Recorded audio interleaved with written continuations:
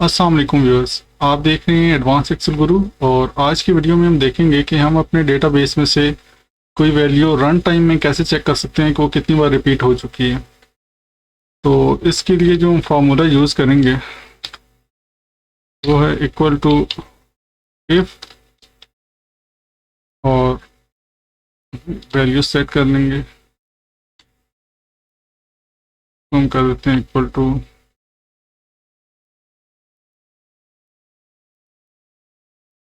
यहाँ पे हम ब्लू देखना चाह रहे हैं, तो हम काउंट इफ के बाद इस वैल्यू को सेट करेंगे कॉलन, और फिर इसी वैल्यू को सेट करेंगे और फिर वही वैल्यू दे देंगे जो हम चेक करना चाह रहे हैं। उसके बाद क्लोज कॉमा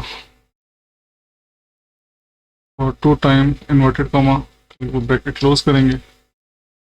और इसके बाद हम ये जो हमने वैल्यू दी है सिर्फ पहले वाली, इसको सेलेक्ट करके F4 प्रेस करेंगे तो ये इसका रेफरेंस लॉक कर देगा।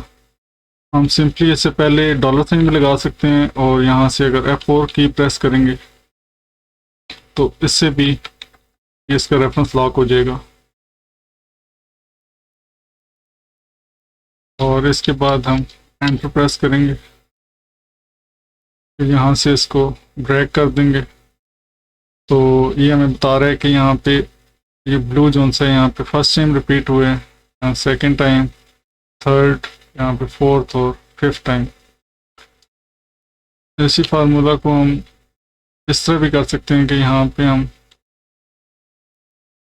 F2 प्रेस करके ये वैल्यू सेट कर देते हैं इक्वल टू B1, और यहाँ पे भी हम सेल का रेफरेंस दे देते हैं इसी का, और इस वाले सेल को हम F4 प्रेस करके इसके रेफरेंस को लॉक कर देंगे और इसके रेफरेंस को भी लॉक कर देंगे।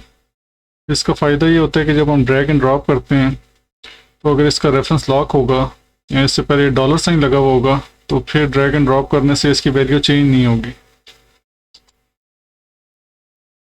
और ऐसे फार्मूला को हम ड्रैग करते हैं। अब यहाँ पे हम जो भी कलर देंगे तो उसका रिजल्ट देता जाएगा। यहाँ पे ब्लैक कलर फर्स्ट टाइम आ रहा है, ये सेकंड टाइम और थर्ड टाइम। इसी तरह ये रेड कलर डेटा में ये वैल्यू फर्स्ट टाइम है, ये सेकंड टाइम है और ये थर्ड टाइम आ रही है। तो ये वाली वैल्यू जो सी है यहाँ पे डेटा में सिर्फ 1 टाइम है। तो दोस्तों ये थी आज की वीडियो। अगर आपको ये वीडियो पसंद आए तो इसे लाइक करें, चैनल को सब्सक्राइब करें और शेयर करें दोस्तों के साथ। Thank you very much.